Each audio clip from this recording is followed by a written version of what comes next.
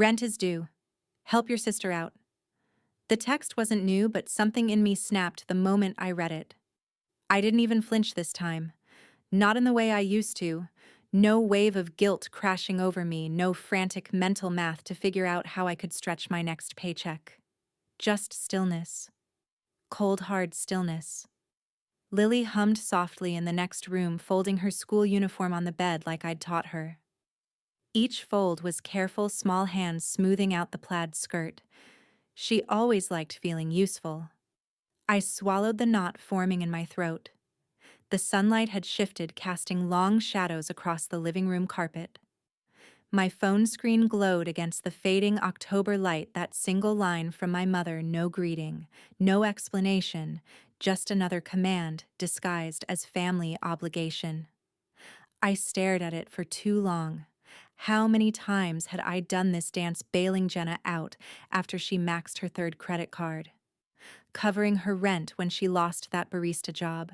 Paying her portion of Grandma's funeral flowers because she forgot her wallet?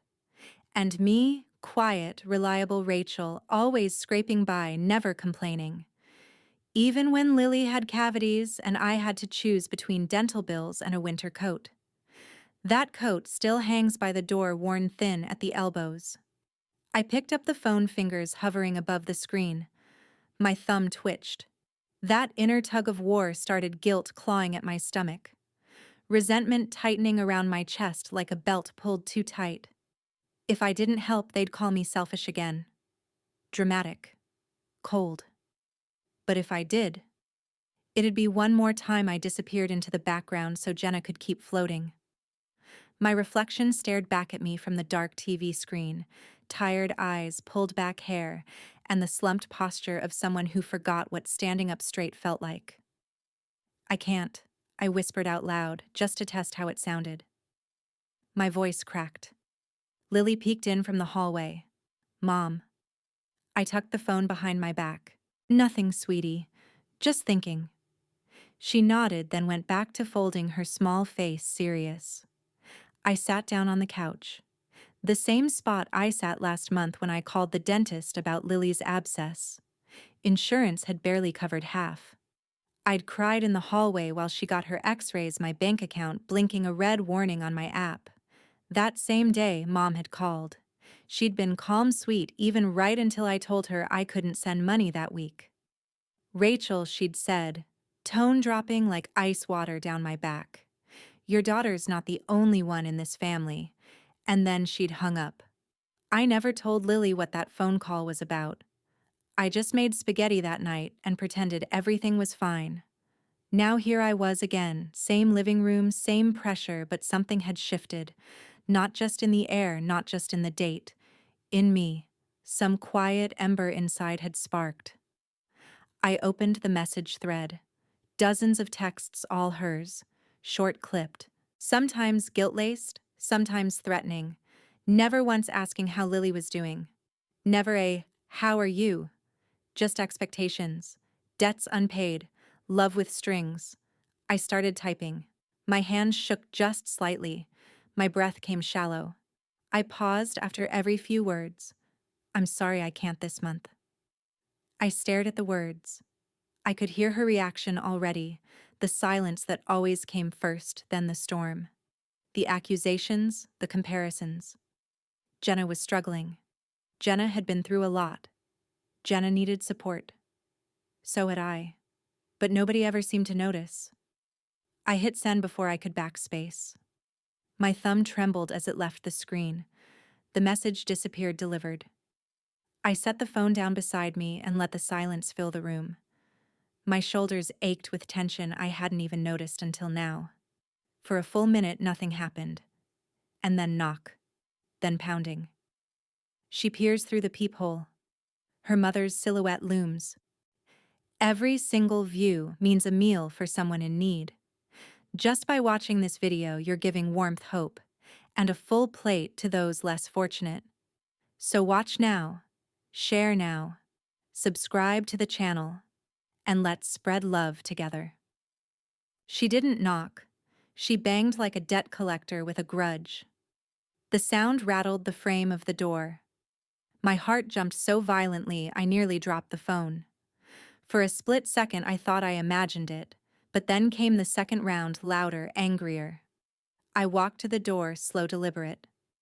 Through the peephole, her silhouette sharpened beneath the porch light, arms crossed, lips pursed, posture wound like a spring. And behind her, him, George. My breath hitched. I didn't move. For a second I thought if I just stood there they'd go away. But Caroline wasn't built for silence. "Rachel," she snapped through the door, voice sharp as broken glass. "Don't make me wait." I opened it just enough to show my face. "You can't just show up." "Clearly I have to. You've stopped answering your phone. Jenna's in trouble again and you're playing the victim." She pushed the door open with her shoulder before I could stop her. George followed, his bulk brushing past me like I wasn't even there. No hello, no hesitation, just walking in as if he still paid the bills here. They crossed the threshold like it was still theirs. I stayed frozen for a second, gripping the edge of the doorframe to steady myself. The room felt smaller instantly. Their energy sucked the warmth from the air, replacing it with a chill that settled under my skin. Caroline's eyes scanned the room, landing on the photos on the wall, me and Lily at the pumpkin patch. Lily holding a science fair ribbon, my diploma in a cheap black frame. She scoffed, then turned to me with the same smile she used when I was 10 and told her I didn't want to sing in the church play. A smile that didn't reach her eyes.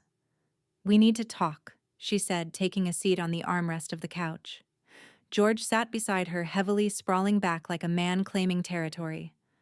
"I already texted you." "Yes. And you thought that was enough?" Her tone dropped into something slower, condescending. "After everything this family's done for you." I closed the door slowly, feeling the deadbolt press against my back like a warning. "This isn't a good time." "You think you get to decide that now?" Caroline leaned forward. "Jenna's hurting. Her anxiety is back. She can't sleep. She hasn't eaten in days because she's so stressed." "I'm sorry to hear that." My voice sounded too calm, too rehearsed. "But I can't help with rent this month." "It's not just rent. It's family. We show up for each other." "I do show up. I've shown up for years." "Then why stop now?" Her voice rose. George didn't say a word. He just watched me. His eyes moved slowly, trailing over the apartment, the worn throw blanket, Lily's schoolbooks on the table, the half-finished art project by the window. His silence was heavier than her words. "I had to cover Lily's dental bill last month," I said, finally, voice tightening. "I didn't tell you because I knew what you'd say, but I have responsibilities. She's my daughter. And Jenna is your sister. She's not my child." Caroline stood suddenly. "You think you're better than us because you have a job and a child and a 2-bedroom apartment? Newsflash, sweetheart, you wouldn't have made it through college if it wasn't for us." George shifted one arm, resting across the back of the couch. His body stretched wide, blocking the only exit. I took a slow step back, heart beginning to thud. Caroline kept going. "You act like we're the enemy, Rachel. But it's you. You're the one dividing this family. You always have. Jenna has issues, but at least she listens. Maybe if you listen like Jenna, you wouldn't need punishment." Her words sliced straight through the air. My hands clenched at my sides, and for the first time in a very long time, I didn't flinch. "I'm not the bad guy here." I said each word, slow, deliberate. "Jenna's rent is not my emergency." George's gaze sharpened. The silence after that was deafening. Caroline stared at me like I'd spit in her face. She took one step forward, then another. The living room walls felt closer. My throat tightened, not from fear, but from something deeper. Something older. They were losing control of the narrative, and they knew it. And then Lily emerges into the living room just as Caroline's voice rises. "Maybe if you listened like Jenna, you wouldn't need punishment." The room went silent before the sting reached my skin. There was a fraction of a second, just one, that hung frozen in time. In that space between the shout and the strike, I saw Lily's eyes, wide, unblinking. Her little hands clenched the hem of her shirt knuckles white. Then came the burn. Not even the slap itself, but the way it echoed in the stillness afterward. My cheek throbbed, my head buzzed, and the air in the room grew thick with something I couldn't name. Caroline stood in front of me, chest-heaving, hand still half raised, as if she wasn't sure what she'd just done. George remained on the couch, silent, unmoving, like a monument to complicity. But it wasn't their faces I focused on. It was Lily's. She didn't cry. Not at first. Just stared, stunned and small, her mouth parting like she was trying to understand what she'd just seen. And suddenly, I was 16 again, standing in the garage, the scent of motor oil and cheap cologne in the air, refusing to hand over my first paycheck. That was the first time she'd hit me. She'd said it wasn't about the money, that it was about respect. I hadn't remembered that moment in years, but it came rushing back now with the force of a wave breaking inside my ribs. This time there was no garage. There was Lily, and I was no longer a child. It had started just minutes before. Caroline had thrown her purse to the floor like a warning shot, voice rising with every accusation. "You're a coward, Rachel. You run away from everything. You think working a desk job and feeding a kid makes you better than us? I never said that." "You didn't have to," she spat. George had stood then. Not fast, not loud, just moved. Like gravity shifted. He stepped between me and the kitchen, blocking the hallway. I turned toward Lily, wanting to move her out of the room. But his hand reached out and wrapped around my arm, not tight at first, just enough to make it clear I wasn't going anywhere. I tried to pull away. His grip tightened. He shoved. My shoulder hit the bookshelf. The edge caught the back of my head, sharp and sudden. The jolt made me stumble, but I didn't fall. That's when Caroline stepped in and slapped me. And now we stood in the wreckage of that moment, me shaking, Lily trembling, George unreadable, and Caroline furious. Lily finally screamed, a sound I'd never heard from her before. Not a cry, not a tantrum, just one wordless wail, raw, helpless. "Stay out of this, little girl," Caroline barked, turning toward her with eyes that no child should ever have to face. That was enough. I moved without thinking. Scooped Lily into my arms, stumbled past George, who didn't try to stop me this time, and rushed down the hall. My hand fumbled the bedroom knob, heart pounding in my ears. I slammed the door shut and locked it behind us. Lily clung to me, sobbing now. Small hiccups racked her body as she buried her face into my chest. I held her tighter than I ever had, as if I could shield her from the memory already forming in her mind. Outside, I heard footsteps, muffled voices, then silence. I didn't care if they stayed. I didn't care if they left. All I cared about was this room, this lock, this moment. We sat in the dark for what felt like hours. The only light came from the moon slipping between the curtains. Lily's sobs quieted slowly, replaced by heavy breaths against my shoulder, and then quietly she whispered, "Why do Grandma and Grandpa hate you?" I didn't answer. I couldn't. I lay back against the pillows, holding her close, staring at the ceiling like it might offer some divine answer. My body ached. My heart ached worse. Not from the slap, not from the shove, from the fact that my daughter had to ask that question. I closed my eyes for just a moment. When I opened them, the ceiling hadn't changed, but something in me had. I reached for my phone on the nightstand. A message from Marcus sits unread. "If you ever need backup, I'm here." I'd never snuck out of my own home before, especially not bleeding. The hallway creaked beneath my feet as I tiptoed past the closed bedroom door, holding my breath like I used to as a kid, back when late-night arguments downstairs would send me running to the public library just to feel air that didn't belong to someone else. That same tension wrapped around my spine now, only this time it wasn't mine alone. This time Lily was in the equation. She was still asleep when I kissed her forehead. I left a sticky note by her pillow written in bright blue marker so she'd believe it was a normal day. Have a great day, Bug. Mommy loves you big. A smiley face and a heart. My usual code for, I promise you're safe. I dressed quietly, tugging a hoodie over my arms and pulling my hair into a bun that barely held. My temple throbbed from where it had met the corner of the bookshelf. The bruise was starting to surface purple, leaking into the edges of my hairline. I added sunglasses not for the light, but for the hiding. Lily stirred just as I zipped her jacket. Do I have to go to school? She mumbled. Yeah, honey. Just for a little bit. I have some errands. Her eyes searched mine. Are they still here? I knelt to her level. No. And they won't be when you get back either. She didn't ask more, just leaned in and wrapped her arms around my neck. That kind of trust.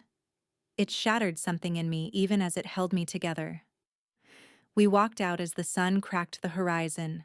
October air bit at our cheeks sharp and clean.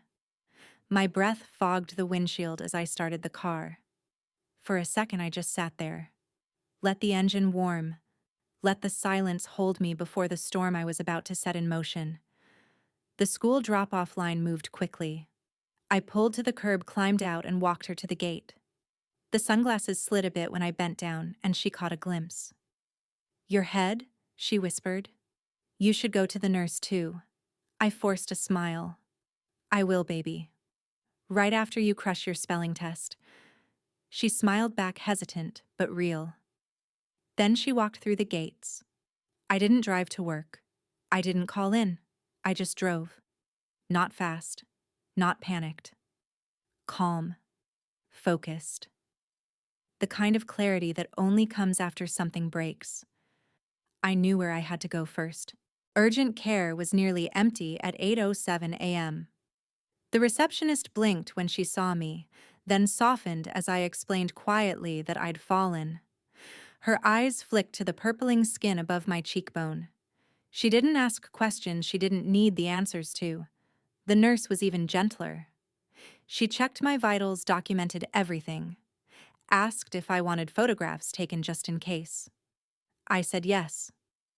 Each flash of the camera felt like a ledger entry, a receipt of everything I had tolerated and everything I refused to tolerate moving forward. I didn't cry. Not even once. Back in the car, I stared at my phone for a long time before unlocking it. There were no new messages from Caroline. Nothing from George. They hadn't even bothered to follow up. But one message sat unopened. Marcus, if you ever need backup, I'm here. I hovered for a beat, then typed back. Still want to invest. I stared out the windshield. The trees had started turning. Deep orange, muted reds. Leaves swirled across the asphalt like they were trying to escape too. My phone buzzed. Yes. Let's make them tenants. I let out a breath I hadn't realized I was holding. This wasn't about revenge. Not yet. It was about structure, boundaries, paperwork. Things people like Caroline and George had always ignored because they never expected consequences. I pulled the car out of the clinic parking lot and merged onto the main road, steering toward downtown. The GPS was unnecessary. I remembered exactly where to go. I parked in front of the courthouse and shut the engine off. The folder on the passenger seat waited for me. I picked it up, stepped out into the sharp morning air, and walked with purpose up the courthouse steps. Inside, under the fluorescent lights and echoing tiles, I approached the clerk and filled out the necessary forms. There were boxes to check, lines to sign, dates to remember.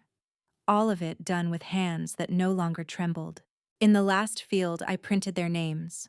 My parents. I slid the folder back into my bag and walked toward the exit. Rachel drives to the courthouse. Opens the folder labeled Emergency Protective Order. They hurt me in front of my child. Because I said no. My voice didn't crack. That was my victory. The clerk looked up from the screen, blinking behind her glasses. She didn't speak right away, just nodded slowly, then reached for another form. The courthouse was colder today, or maybe it was me. The walls were still the same gray-blue, the air still smelled faintly of recycled HVAC and old floor wax. But I moved through it differently now. My steps were sharper, more certain. I belonged here not as a victim, but as a witness, a petitioner, a mother protecting her daughter. I sat in the hard plastic chair across from the processing window, folder in hand, photos neatly clipped together, medical statement printed and highlighted. I'd reviewed every document twice. When they called my number, I didn't hesitate. I told the truth.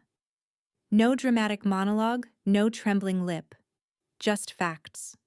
They had shown up uninvited. There had been physical contact. I had suffered minor injuries. My daughter had been a witness. I feared escalation. I was seeking protection. The clerk typed efficiently, asked me questions in the same tone someone might use to confirm a lunch order. Do you have photographic evidence? Yes. Was your child injured? No. Would you like school officials to be notified? Yes. Immediately. Click, click, click. Her fingers tapped out the narrative of my private life, now public record. For the first time, I didn't feel shame. I felt clean, like something heavy had been peeled away. I signed the last line of the affidavit and slid the paper forward. The clerk stood and waved over an officer who approached with the quiet heaviness of someone used to absorbing pain without showing a crack. He was tall, middle-aged, polite, but distant. "We'll have this served by end of day tomorrow," he said, flipping through the forms. "Most likely earlier. If they approach you again before then, you call immediately." He looked me in the eye, something measured in his gaze. Not pity, not doubt. "You did the right thing, ma'am. Let us handle the rest." I nodded. My throat burned, but I didn't cry. Not because I wasn't scared, but because I had already passed through that part. I had screamed and cried in silence for years. This was a new phase. One where fear would not be my compass. As I stepped outside, the morning sun was high now, unapologetically bright. I pulled my coat tighter and walked to my car, the courthouse fading behind me like the closing of a chapter I hadn't chosen, but was finally authoring myself. Before starting the engine, I checked my phone. A new email from Marcus. Subject: LLC confirmation and deed draft ready, body paperwork finalized. The house is ready to transfer. Let's talk details this weekend. I smiled barely. It was small, but it was there. Marcus wasn't family by blood. That's probably why I trusted him. I sat still for a moment, hand resting on the steering wheel, heart steadying itself. I had made moves in the last 48 hours that would have paralyzed me just weeks ago. I hadn't asked for permission. I hadn't explained myself. I'd acted. The silence inside the car was warm. I could almost forget how cold the courthouse had been. Then the screen lit up. Unknown number. One new message. "You'll regret turning on your own family." I didn't need revenge. I needed control, and control required silence. It was a strange kind of quiet that morning, like the world was holding its breath with me. November had arrived with less color and more chill, the leaves now skeletal outlines crunching underfoot, their glory long gone. I stirred my coffee in slow circles, watching the cream swirl until it disappeared. Everything about the day felt like camouflage calm on the surface currents underneath. Lily sat at the small dining table, drawing a picture of a cat wearing sunglasses and holding a sign that read, "We don't like drama." She glanced up occasionally, her energy light like a breeze that refused to carry yesterday's weight. I let her hum and doodle while I logged into the county property database on my laptop. My fingers hovered over the keyboard before I typed in the parcel number Marcus had sent. The loading screen was molasses slow. I waited. Then it appeared: title owner, Rachel A. Morgan, trustee, status active, rental tenants, Caroline Morgan and George Morgan. Rent received, July, last paid, August, September, October, unpaid. My heart didn't leap or drop, it just clicked like a lock turning. I took a screenshot and saved it to a new folder I'd named Documentation. Everything now had a home. Every scar would have its paper trail. Marcus called 10 minutes later. "You're good to go," he said, voice low and careful. "I updated the LLC registration to your maiden name as you requested. That gives you full trustee rights, no oversight." "Perfect," I said, sipping my coffee. "And the lease, legally valid. They've defaulted. If you want to serve a pay or quit notice, we can post it tomorrow." I paused, letting the information settle like sediment in a still pond. "Make it look routine." "No drama. No drama," he echoed. "Just business." We hung up and I sat back listening to Lily's pencil scratch against her paper. She'd drawn a new cat. This one had a gavel. I didn't ask. Mid-morning, I drove across town to the property manager's office, neutral territory. The receptionist barely looked up when I handed over the paperwork proof of ownership record of non-payment request for updated rent ledger. She stamped each page and slid it back with practiced indifference. "Anything else?" "No," I said. "That's all for now." But it wasn't. Not even close. Back home, while Lily napped on the couch under a fleece blanket, I organized everything: texts from Caroline, voicemails from George, screenshots of missed rent payments, photos from urgent care. Each file labeled, each dated. I was building a case not for court, not yet, but for myself. To see the shape of what had been done, and what I was doing now. That night, Marcus texted again. Marcus just spoke with a friend. He's a lawyer, specializes in domestic abuse and landlord-tenant law. Said he'd consult for free. "Want me to loop you in?" I stared at the message, then typed back, "Me, yes, but not yet. I'm not ready to go loud." Marcus. "Then we move in shadows. Let me know when it's time." I turned the phone face down on the coffee table and watched Lily sleep curled like a comma on the couch, her breathing steady, her dreams untouched. I had done something right. Control, I reminded myself, wasn't loud. It didn't announce itself. It moved through systems, through contracts, through proof. And right now, I had all of that. Or I thought I did. Just before bed, I checked my phone again. One missed call. No voicemail icon. But then, as I was brushing my teeth, the alert buzzed across the top of the screen. One new voicemail. Unknown number. I played it on speaker without thinking. "You think you've won?" Rach Jenna's voice. Sweet as syrup, sharp as glass. I didn't push the first domino. I just watched it fall, because they were already unbalanced. The grocery store was nearly empty. A Thursday evening lull past dinner rush, not yet weekend chaos. The kind of quiet where the humming freezers sound louder than they should, and the linoleum floors squeak under shoes just a little too honestly. I held a basket with almond milk, a rotisserie chicken, and Lily's favorite cereal. Essentials. Predictable. Clean. I moved through the aisles like I didn't expect anything to happen because I didn't need to anymore. And then, there she was. Jenna. Hair curled like she'd been waiting for a spotlight, full lashes blinking in deliberate slow motion. She wore a cropped designer jacket and carried a bag that probably cost 3 times my rent. Her cart overflowed imported chocolates, wine bottles with foreign labels, high-end skincare tucked between pints of ice cream she wouldn't eat. She spotted me just as I turned the corner toward checkout. "Well, look who's grocery shopping like a real grown-up," she said, too loud for the quiet. Her voice bounced off the shelves like it needed witnesses. I smiled, nothing wide, nothing warm. Just enough for her to register that I saw her, and that I wasn't playing anymore. "You look well," I said simply. She leaned against her cart. "Yeah, well, I am. Things are finally starting to turn around.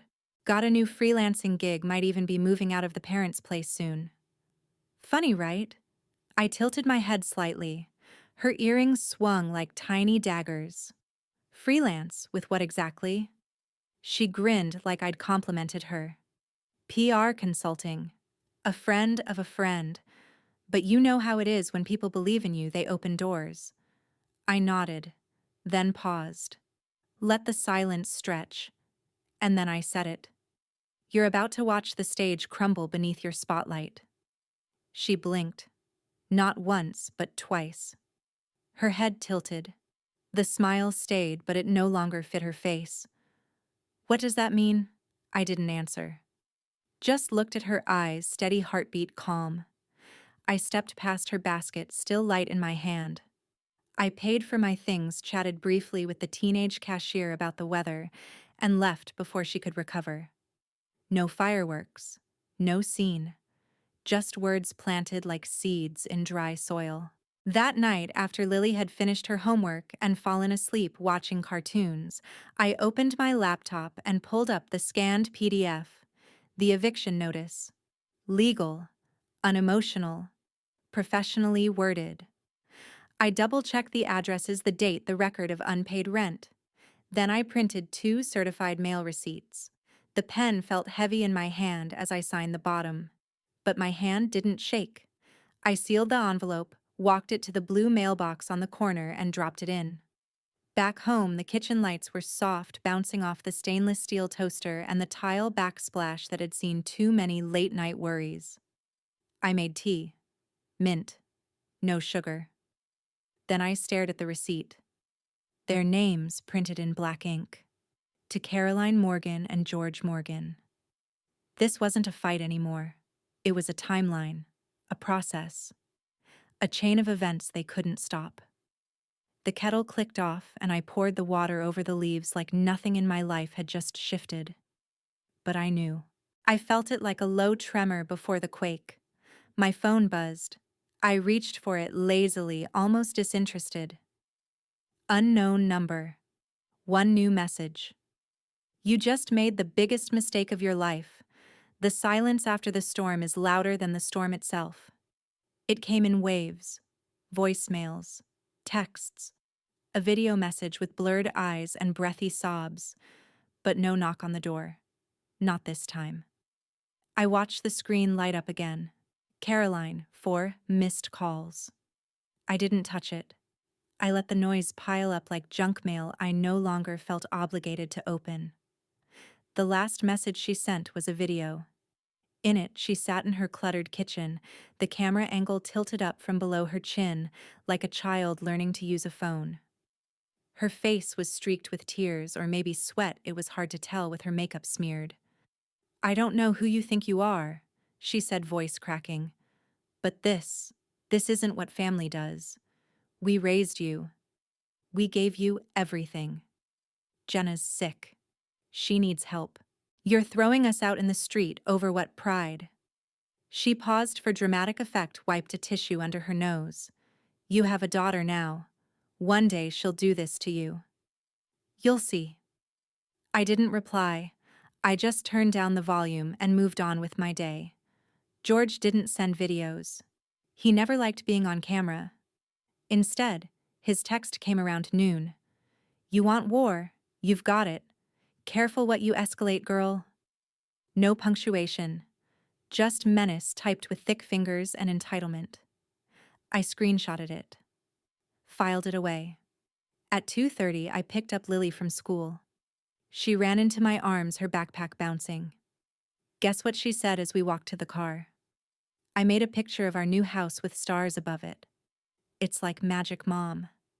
I looked down at the paper in her hand. She'd drawn a little blue house with hearts for windows.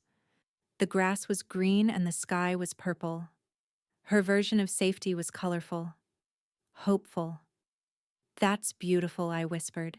It really is magic. Later that afternoon, I met Mia Lawson in a glass-walled office downtown.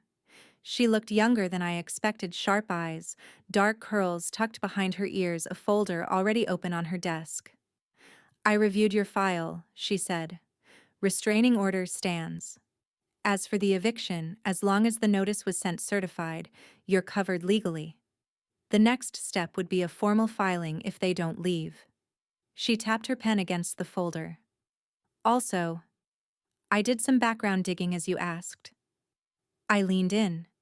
You said Jenna's name came up on some financial documents? I nodded.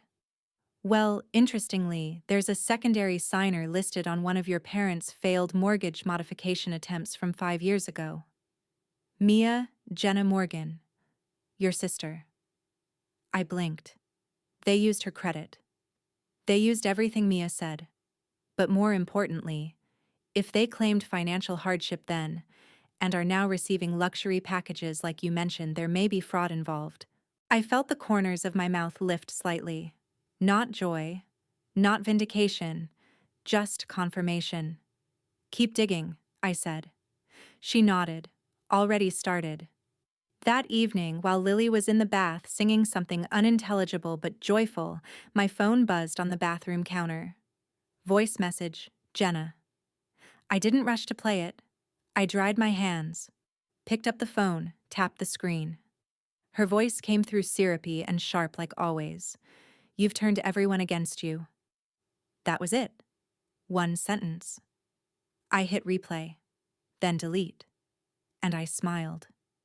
My eyes drifted to the corner of the table where a manila folder sat, edges worn from handling. It was labeled in neat black ink, court appearance prep. When the threat didn't work, they tried shame. When that didn't work, they tried silence. By the time November 10th rolled in, the messages had become predictable. If the barrage of guilt didn't land, the tone would harden. If the threats didn't work, there would be a pause long enough to make you wonder if they'd given up. They hadn't. George's text came in first. You've humiliated us. You're mentally unstable. Just like that. No hi. No punctuation. A statement designed to cut deep, not start a conversation. I didn't flinch. I didn't respond. 2 hours later, Caroline's voice filled my voicemail inbox again. I can't believe you're doing this, Rachel. Your father hasn't eaten in days. He says he doesn't recognize you anymore. I don't either. This isn't who you are.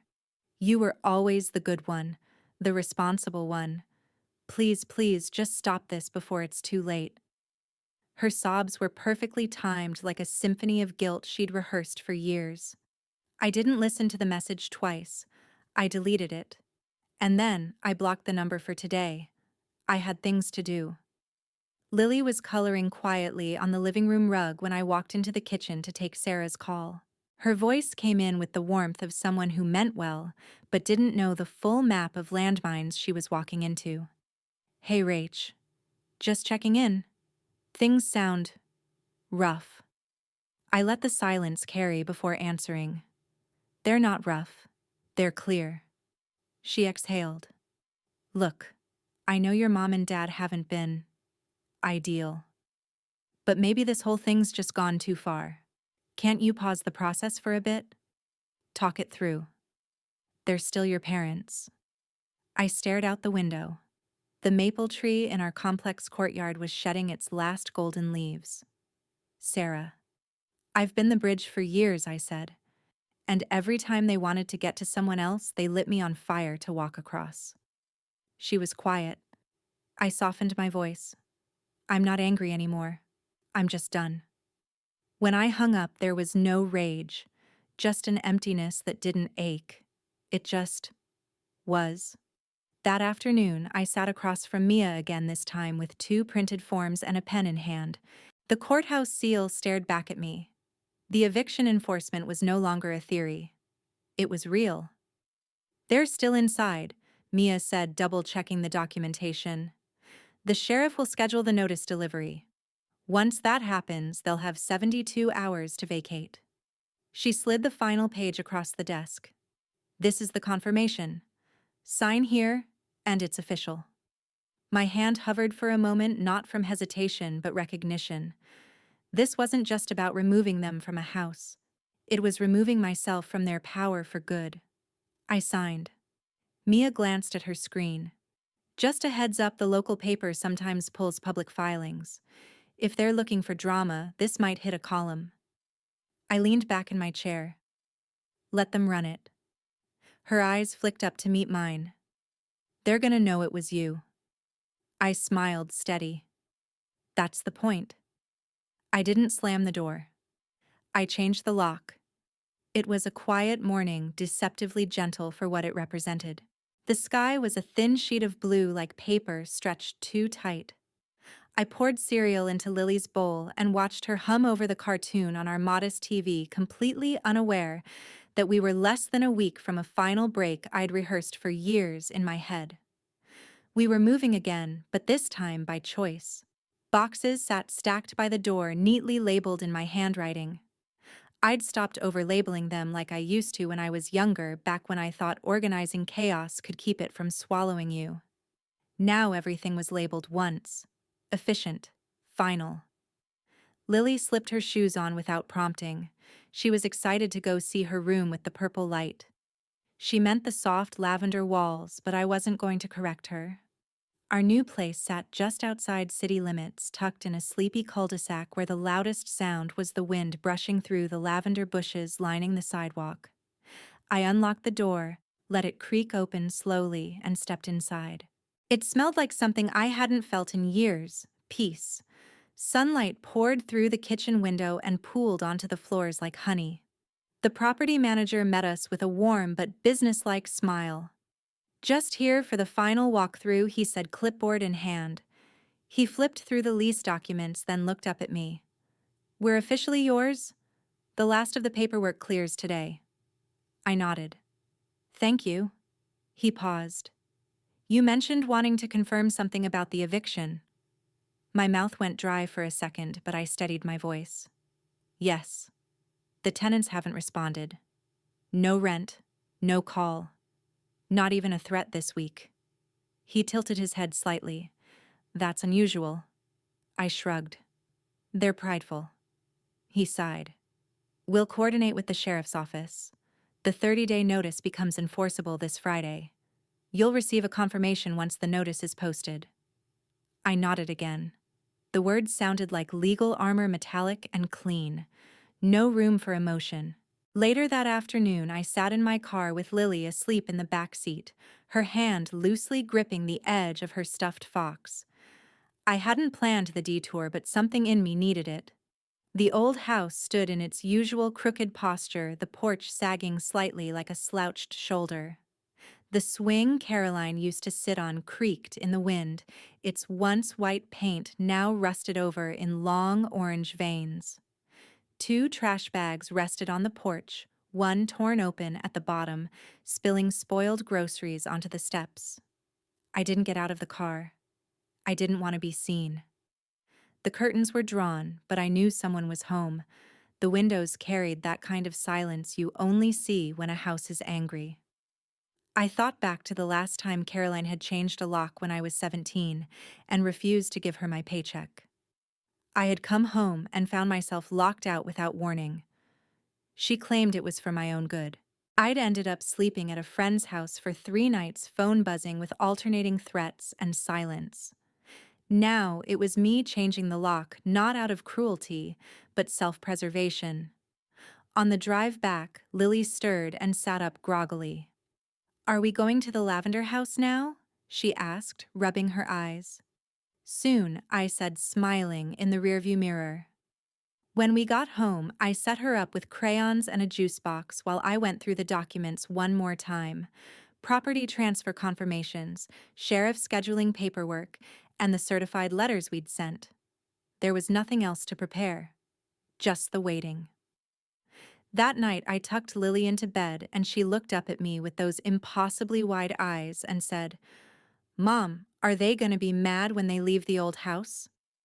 I took a breath, sat on the edge of her bed, and met her gaze. "They're going to leave, and we'll never be part of that house again." She was quiet for a moment. Then she whispered, "Can I come when you say goodbye to them? I didn't bring the storm." I just made sure they were standing in the open when it hit.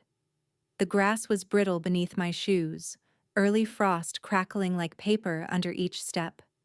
November wind curled around the edges of my coat, tugging at the hem, as if trying to pull me backward. But I stood firm, Lily beside me, in her little wool peacoat hand, wrapped tightly around mine. Her mittens were purple. I remembered because they were the same shade as the bruise that had bloomed across my cheek just 2 weeks earlier. We waited at the edge of the lawn like shadows in daylight. I wore sunglasses not for disguise, but because I knew Caroline would hate that she couldn't see my eyes. The sheriff's deputy parked across the street and stepped out with measured calm. He nodded at me, once clipboard in hand. "Evictions scheduled for 9 a.m., he said. Tenants were served and given the full 30 days. You're here as the property representative." "Yes," I replied. My voice didn't shake. "And the co-owner." The property manager arrived next, fumbling with a keychain, his face awkward with the tension he'd walked into. He didn't speak much, just kept checking his phone like he couldn't wait to be anywhere else. At 9:07, the front door creaked open. Caroline stumbled out first as if the weight of her pride was physically tipping her off balance. Her hair was pulled into a tight bun like she thought some neatness might redeem her. A duffel bag hung from her shoulder and a stack of unorganized paperwork flapped in the wind. Behind her came George's stoic hands buried in the pockets of a jacket I remembered buying him one Christmas when I still believed that gifts could soften silence. He walked with the deliberate pace of someone pretending this wasn't happening to him just around him. Caroline spotted me and stopped in her tracks. Her face twisted not quite into anger, more like disbelief with teeth. "We're your family," she said, voice shaking. "You're throwing us out like strangers." I didn't respond right away. I let the silence stretch until it curled like smoke between us. The sheriff stood still watching. The manager stood even further back like he wanted to vanish. Caroline's voice rose. "We raised you. We took care of you. You think this little revenge fantasy makes you righteous?" Still I didn't answer. Then Lily stepped forward, small boots crunching over the grass. She looked up at Caroline with that terrifying, pure honesty only children possess. "You shouldn't have hurt my mom," she said quietly. The moment snapped like dry twigs underfoot. Caroline's mouth opened, but no sound came out. Her arms dropped to her sides. George moved next, too fast, too familiar. He crossed the porch and reached out his hand, closing around my wrist with practiced force. Before I could react, the deputy was there, snapping George's grip away with a single sharp motion. "That's enough, sir," he said, already stepping between us. George snarled low and bitter. "This is abuse." I looked him dead in the eyes. "Touch me again, and you won't have to worry about where to sleep. Prison has beds." He took a step back.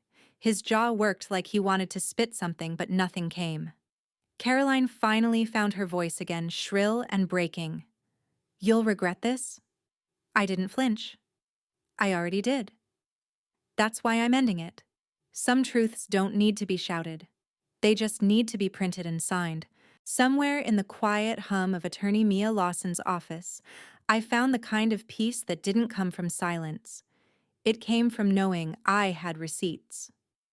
I slid the flash drive across her desk. Audio recorded last month. Lily's tablet caught it while she was coloring. My mother didn't realize it was running. Mia raised an eyebrow, then clicked it into her laptop. We both listened. The room suddenly flooded with the ghosts of my mother's voice. "You're ungrateful. You think that brat makes you special? You think saying no makes you righteous? You're nothing without us." Lily's soft gasp followed. I felt my nails dig into the armrest again. Even now, knowing what was coming, the sound of her fear punctured me like it was fresh. Mia nodded, stopping the playback. "That'll do." Next, I placed the manila envelope beside it. Medical records, photographs, digital timestamps, urgent care report, arm bruising, impact wound behind the left ear. October 25th. Her fingers moved efficiently, scanning each item, then setting it aside like stacking ammunition. "Do you want to file the restraining order renewal today?" I didn't hesitate. "Yes. I want it permanent." While she began preparing the form, I opened my phone to check on Marcus. He'd messaged me earlier.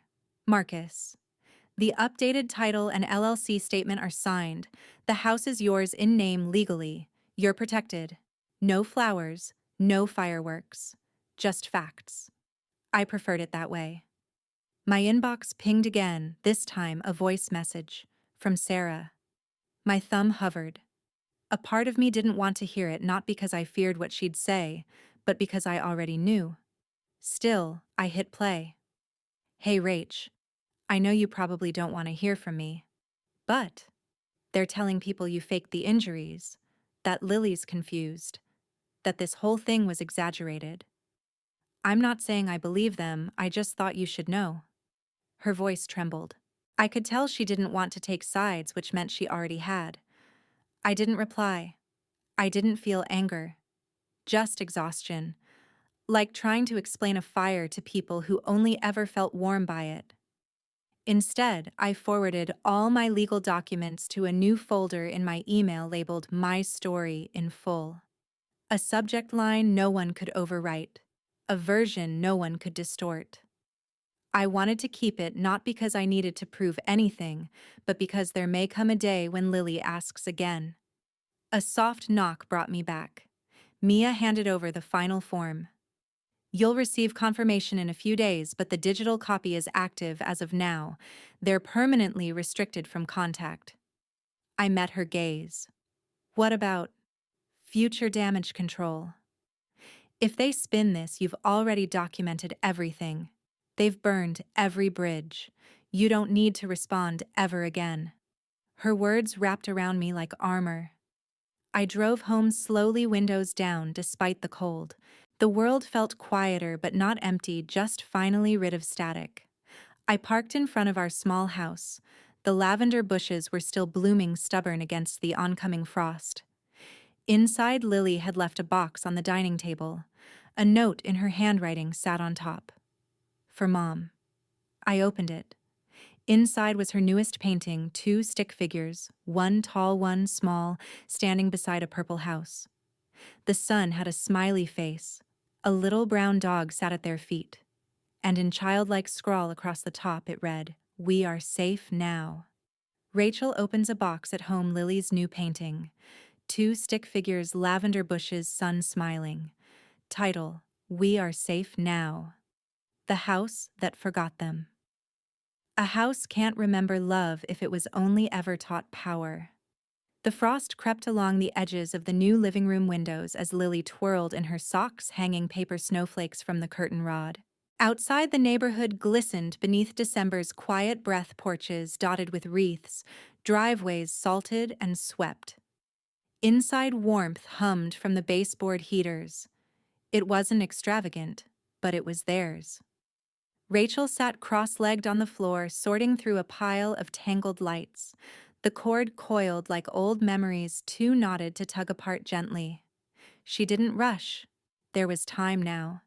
No one banging on her door. No footsteps heavy with judgment. Just Lily's laughter and the quiet shuffle of a life reassembling. A ping broke her focus. Sarah. They're living above a closed nail salon. Jenna vanished. Rachel stared at the text, her thumb hovering. So soon, the fall from entitlement to anonymity. She pictured Caroline squinting under fluorescent lights in a dusty back room, George grumbling about the heater, his pride too frozen to function. Jenna, of course, had always vanished when consequences arrived. That was her true skill. Rachel typed slowly, "Rachel. No updates, please." Then, without another thought, she blocked the number. The lights could wait. She rose and picked up a small silver plaque she'd ordered online, modest, just engraved with a name, Whitmore Family.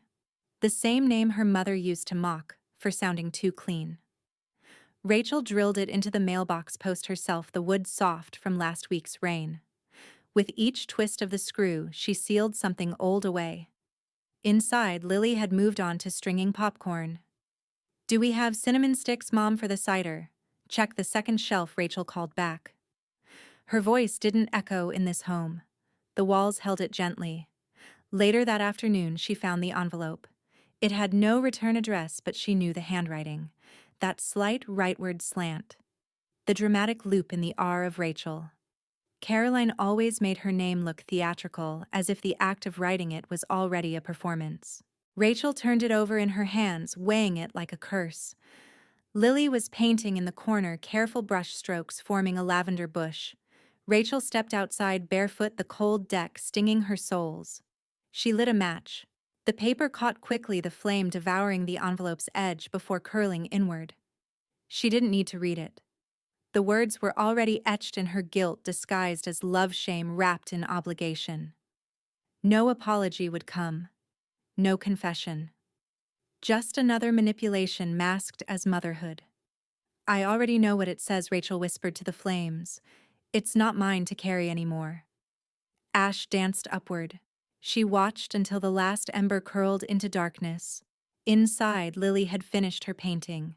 Two stick figures held hands under a bright sun. "That's you," she said, pointing to the taller one. "And that's me. We live where the light touches the flowers." Rachel knelt beside her, brushing a loose curl behind Lily's ear. "It's beautiful." Ding. Her phone lit up with a message from Marcus. "Marcus. They filed a complaint online. Should we respond legally?" Rachel looked at the screen for a long moment, then typed without hesitation. "Rachel, no." Let them scream into silence. The first real morning in years wasn't about escape. It was about presence. Snow had fallen overnight, just a dusting soft enough that the lavender bushes still peeked through like survivors from another season. Rachel stood barefoot on the back porch, wrapped in her thickest sweater, a steaming mug of tea in her hands. She didn't flinch at the cold. The air felt earned. Lily was still asleep inside. The house didn't creak under fear anymore. It breathed. Later that morning, they drove to the community art center in near silence, not out of tension, but out of reverence. Rachel parked the car and Lily practically skipped through the entrance. A burst of warmth and light met them, walls lined with paintings from local children, splashes of crayon boldness and watercolor dreams. Lily's was placed near the window, a quiet square canvas in a sea of loud. Two stick figures beneath a lavender sky. One had glasses, the other had long curls. Title: Quiet is Powerful. Rachel's throat tightened. Not from sorrow, but from awe. Lily had learned what strength could look like when it wasn't performed. It didn't have to roar. "She's really talented," said a voice beside her. Mia Lawson stood in a sleek wool coat, arms crossed, smiling. "Thanks for coming," Rachel said. "You kidding, I needed the reminder myself." Mia's eyes softened. "You ready for next steps?" Rachel hesitated, then nodded. "Therapy. Support groups. Maybe even that co-parenting forum you mentioned. Though I'm not sure what that looks like when the other party is a ghost of control." Mia smirked. "Healing doesn't need symmetry. Just consistency." They parted with a hug that didn't need to be long. Just enough to say, "I see you. You're real now." Back at home, Rachel unplugged her phone, powered off the Wi-Fi, and lit a candle on the patio table. She brought out her journal, the hardback one with gold-foiled corners she'd never dared use. Until now. She sipped her tea. The steam kissed her cheek like a mother should have. Opening to the first blank page, she began writing.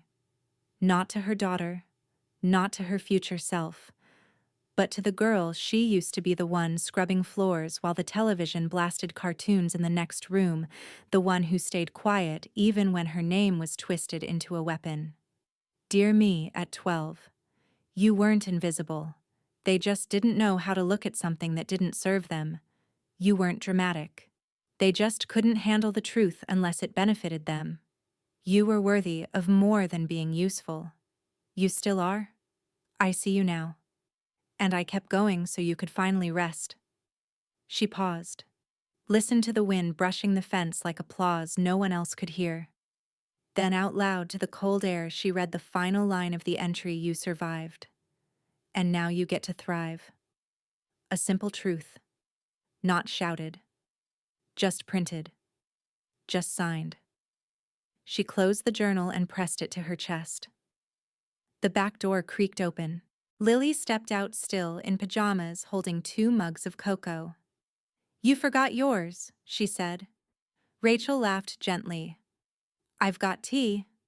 "Well, this one's got extra marshmallows," Lily argued. "It's better."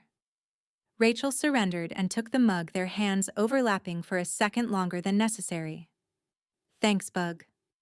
As Lily sat beside her on the step leaning into her side, Rachel felt time slow down. The years that had been stolen could not return.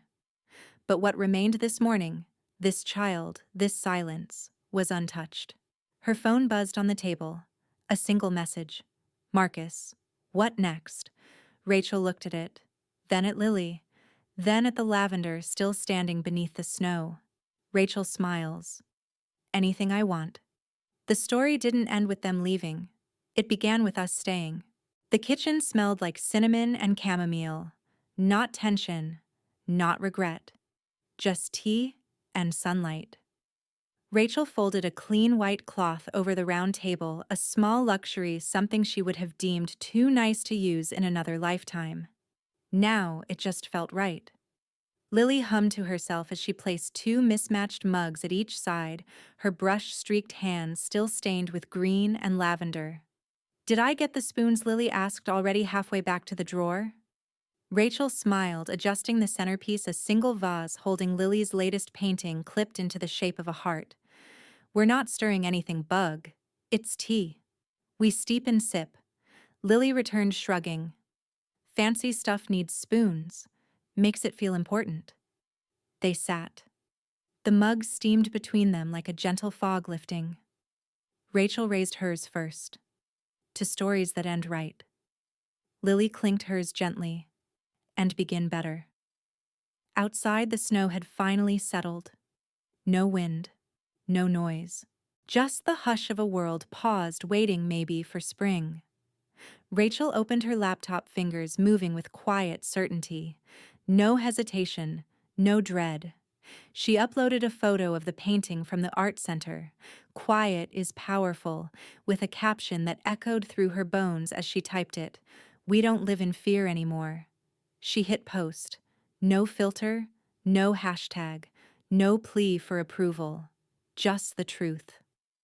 The first few likes trickled in: old friends, distant acquaintances, names she hadn't seen since college. Messages started to appear. Some simple, proud of you. Others longer, weaving their own confessions between lines of solidarity. But Rachel didn't scroll through them. She didn't need the echo chamber anymore. She had already heard herself. A notification popped up. Jenna Whitmore has sent you a friend request. Rachel stared at it for half a second. Then block. No explanation. No message. No need. Across the table, Lily had begun doodling on a napkin, a small sun, its rays smiling. Rachel reached for her planner, flipped to a blank page, and wrote a single sentence at the top. The day I took my power back. She paused, letting the weight of it settle. The title wasn't a battle cry. It was a map of where she'd been, of what she'd carried, and most of all, what she'd finally put down. The cursor blinked on the next line, patient and unpressured. Later that evening, as dusk painted the sky in soft plum and rose, Lily wrapped her arms around her mother's waist. Mom, she whispered, muffled against Rachel's sweater. I'm proud of you. Rachel blinked slowly, breath catching for a moment. She pulled Lily in tighter. I'm proud of us. No noise followed. No interruption. No slamming doors or barking orders. Just the two of them, wrapped in warmth that had nothing to do with the heater. The table remained set. The painting stood like a flag of survival. The tea went lukewarm. None of it mattered. What mattered was this: they had stayed. And staying in peace, in truth, in the home they built with boundaries and lavender was the beginning. Every single view means a meal for someone in need. Just by watching this video, you're giving warmth, hope, and a full plate to those less fortunate. So watch now, share now, subscribe to the channel, and let's spread love together.